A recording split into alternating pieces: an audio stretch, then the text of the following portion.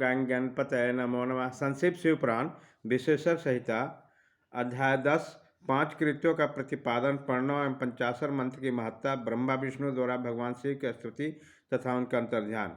ब्रह्मा और विष्णु ने पूछा, प्रभु सृष्टि आदि 5 कृत्यों के लक्षण क्या है, यह हम दोनों को बताइए। भगवान शिव बोले, मेरे कर्तव्यों को समझना अत्यंत गहन है, तथापि मैं कृपा करके तुम्हें अपने विषय में बता रहा हूँ। ब्रह्मा और अच्युत, सृष्टि, पालन, संहार, तिरुभाव और अनुग्रह, ये 5 ही मेरे जगत संबंधी कार्य है जो नित्य सिद्ध है। संसार की रचना का जो आरंभ है उसी का सर्ग सृष्टि कहते हैं। मुझसे पालित होकर सृष्टि का सुस्थिर रूप से रहना ही उसकी स्थिति है, उसका विनाश ही संहार है। प्राणों को उत्करण को तिरुभाव कहते हैं। इन सबसे छुटकारा मिल जाना ही मेरा अनुग्रह है। इस प्रकार मेरे 5 कृत्य हैं। सृष्टि आदि जो 4 कृत्य हैं वह संसार को विस्तार करने वाला है। 5वां कृत्य अनुग्रह मोक्ष का हेतु है, वह सदा मुझ में अचल भाव से स्थिर रहता है। मेरे भक्तजन इन 5 कृत्यों को 5 भूतों में देखते हैं। सृष्टि भूतल में, स्थिति जल में, संहार अग्नि में, तिरुभाव वायु में और अनुग्रह आकाश में स्थित है।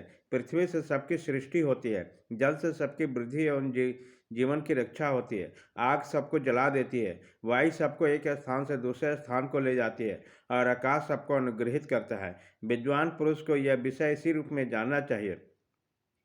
इन 5 कृत्यों का भारवहन करने के लिए मेरे 5 मुख है। 4 दिशाओं में 4 मुख है, इनके बीच में 25वां मुख है। पुत्रों, तुम दोनों ने तपस्या कर मुझ परमेश्वर से सृष्टि और स्थिति नामक 2 कृत्य प्राप्त किए हैं। ये दोनों तुम्हें बहुत प्रिय है। इसी प्रकार मेरे विभूति स्वरूप रुद्र और महेश्वर में 2 अन्य उत्तम कृत्य, संहार और तिरोभाव, मुझसे प्राप्त किए हैं, परंतु अनुग्रह नामक कृत्य दूसरा कोई नहीं पा सकता। रुद्र और महेश्वर अपने कर्म को भूले नहीं, इसलिए मैंने उनके लिए अपनी समानता प्रदान की है। वे रूप, वेश, कृत्य, वाहन, आसन आदि में मेरे समान ही है। मैंने पूर्व काल में अपने स्वरूप भूत मंत्र का उपदेश दिया है, जो ओंकार के रूप में प्रसिद्ध है। वह महामंगलकारी मंत्र है। सबसे पहले मेरे मुख से ओंकार प्रकट हुआ, जो मेरे स्वरूप को बोध कराने वाला है। ओंकार वाचक है और मैं वाच्य हूँ। यह मंत्र मेरा स्वरूप है। प्रतिदिन ओंकार का निरंतर स्मरण करने से मेरा ही सदा स्मरण होता है। मेरे उत्तरवर्ती मुख से आकार का, पश्चिम मुख से उकार का, दक्षिण मुख से मकार का, पूर्ववर्ती मुख से बिंदु तथा मध्यवर्ती मुख से नाद का प्रकाट्य हुआ। इस प्रकार 5 अवयव से युक्त ओंकार का विस्तार हुआ है। इन सभी अवयव से एकोभित होकर वो पर्ण ओम नामक एक अक्षर हो गया। यह नाम रूपात्मक सारा जगत तथा वेद उत्पन्न स्त्री पुरुष वर्ग रूप दोनों कुल इस प्रणव मंत्र से व्याप्त है। यह मंत्र शिव और शक्ति दोनों का बोधक है।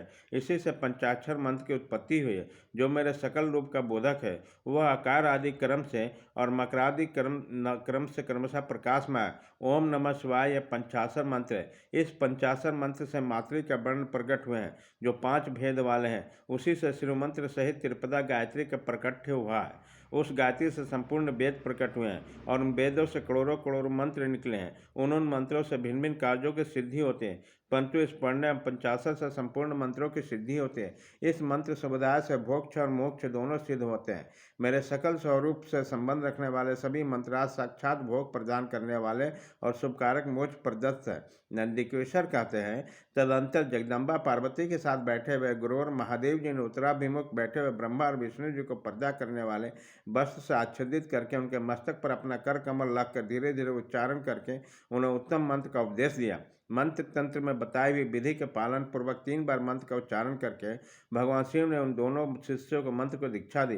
फिर उन शिष्यों ने गुरु दक्षिणा के रूप में अपने आप को ही समर्पित कर दिया और दोनों हाथ जोड़कर उनके समीप खड़े होकर उन देवेश्वर से जगत गुरु का स्तमन किया। ब्रह्मा और विष्णु बोले, नमो निष्कल रूपाय, नमो निष्कल तेजसे, नमः सकल नाथाय, नमस्ते सकलात्मे, नमः प्रणय वाचाय, नमो प्रणव लिंगिने, नमः सृष्टि आदि कर्तृ च, नमः पंचमुखाय ते, पंच ब्रह्म स्वरूपाय, पंचकृताय ते, नमः आत्मने ब्रह्मणे तुभ्यम मनंते गुण शक्तिय सकलाकल रूपाय शंभुवे गुरुवे नमः। अर्थात ब्रह्मा विष्णु बोले, प्रभु आप निष्कल रूप है, आपको नमस्कार है। आप निष्कल तेज से प्रकाशित होते हैं, आपको नमस्कार है। आप सबके स्वामी हैं, आपको नमस्कार है। आप सर्वात्मा को नमस्कार है, अथवा सकल स्वरूप आप महेश्वर को नमस्कार है। आप प्रणव के वाचार्थ है, आपको नमस्कार है। आप प्रणव लिंग वाले हैं, आपको नमस्कार है। सृष्टि पालन संहार तिरुभाव और अनुग्रह करने वाले, आपको नमस्कार है। आपको 5 मुख है, आप परमेश्वर के नमस्कार है। पंच ब्रह्म स्वरूप 5 कृत्य वाले, आपको नमस्कार है। आप सबके आत्मा है, ब्रह्म है। आपके गुण और शक्ति अनंत है, आपको नमस्कार है। आप सकल और निष्कल 2 रूप है, आपको सदगुरु पर शंभु है, आपको नमस्कार है। इन पदों द्वारा अपने गुरु महेश्वर की स्तुति करके ब्रह्मा विष्णु ने उनके चरणों में प्रणाम किया। महेश्वर बोले, आद्रा नक्षत्र से युक्त चतुर्दशी को प्रणव का जप किया जाए तो अच्छा फल देने वाला होता है। सूर्य के संक्रांति से युक्त महाआद्रा नक्षत्र में एक बार किया गया प्रणव जप कोटि गुणों जप का फल देता है। मृगशिरा नक्षत्र का अंतिम भाग तथा पुनर्वसु का आदि भाग पूजा होम और तर्पण आदि के लिए सदा आद्रा के समान ही होता है। यह जानना चाहिए। मेरे या मेरे लिंग का दर्शन प्रभात काल में, प्रातः और संगम मध्यान्ह काल में करना चाहिए। मेरे दर्शन पूजन के लिए चतुर्दशी तिथि निश्चित व्यापनी अर्थात प्रदोष व्यापनी लेनी चाहिए, क्योंकि परिवर्तनी तिथि से संयुक्त चतुर्दशी की प्रशंसा की जाती है। पूजा करने वालों के लिए मेरी मूर्ति तथा लिंग दोनों समान है, फिर भी मूर्ति की अपेक्षा लिंग का स्थान ऊंचा है। इसलिए मुमुक्षु पुरुषों को चाहिए कि वे बैर मूर्ति से भी श्रेष्ठ समझकर लिंग का ही पूजन करें। लिंग का ओंकार मंत्र से और बैर का पंचाशे मंत्र से पूजन करना चाहिए। शिवलिंग की स्थापना ही करके अथवा दूसरों से स्थापना करवाकर उत्तम द्रव्य उपचारों से पूजा करनी चाहिए। इससे मेरा पद सुलभ हो जाता है। इस प्रकार दोनों शिष्यों को उपदेश देकर भगवान शिव वहीं अंतर ध्यान हो गया। अध्याय 10 खत्म।